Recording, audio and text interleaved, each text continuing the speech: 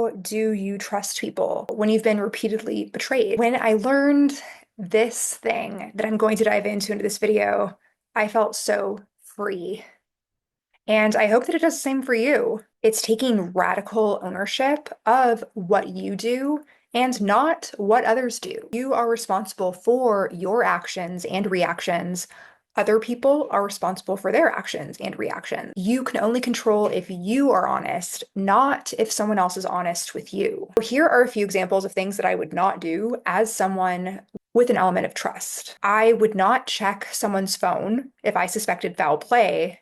I would simply ask a direct question if something felt off. And if they lied to me when I asked them a direct question, I would find solace in the knowledge that that is their karma and not mine. I am allowed to believe people when they tell me something.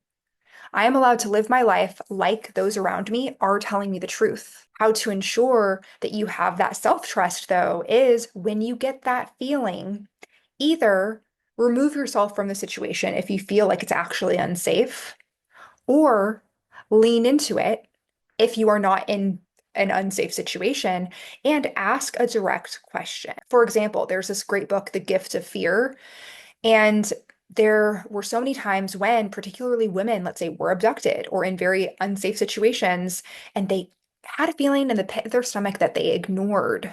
In those situations, it's not wise to ask the potential perpetrator, hey, are you gonna do something bad with me? Because that kind of blows your cover and doesn't allow you to get to safety. Or they could lie to you, and then if you proceed in that direction, that's not what we're talking about. What we're talking about is the smaller things that build over time, to notice if people's actions are matching their words, and if they're not, to get curious about it. So this isn't necessarily pertaining to first impressions. If you're getting a bad feeling, it may not be worth pursuing. However, in an established relationship where something kind of shifts, that is when you want to get curious and maybe observe a little more or ask the questions. If you feel a sense of anxiety continuing to observe, then don't do that to yourself. Go ahead and ask for clarification and decide to either trust the response that you get, or if you still feel that feeling that lets you know something's not right, then maybe you take an action that the other person may or may not agree with or understand. And let's say that someone approaches you and you feel like they have ill intent. They're prying for gossip. They are telling you that they're on your side and they're asking you a question and you're feeling like, this person seems to have ill intent. You just have that vibe. What you could do is hold your cards close to your chest and give minimal answers, or you could decide to speak freely and just continue to be yourself, defenseless, and know that you're not getting yourself into hot water. I mean, assuming that you're not talking smack about other people, you're just speaking your truth. But let's go back to that example of the gift of fear when people are not listening to that inkling. It's not black and white. Always ask the person for clarification. Use your intuition as well because it is a gift. At the root of having trust in other people is being able to trust yourself to both discern not when someone else is necessarily lying or has ill intent, but when it's time for you to be in or remove yourself from a situation. You are allowed to make that judgment call. And it's also up to you to determine if you're reacting to a trigger that's rooted in a traumatic event versus something that actually is unsafe.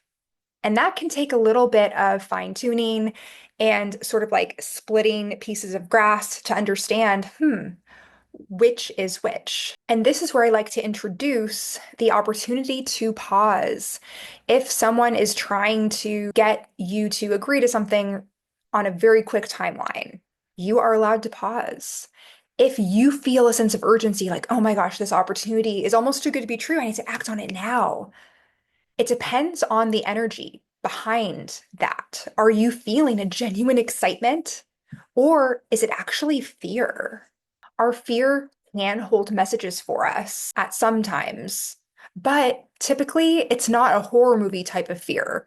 It's not typically that sensation of being so emotionally reactive you're going to explode, the whispers, the little nudges are what you want to listen to when it comes to whether you should trust another person. And maybe if you have been betrayed time and time and time again, there's opportunity for you to calibrate both your trust within yourself to know the difference and your trust in other people. Maybe you decide to try on, what if I were to live my life like everyone was trustworthy?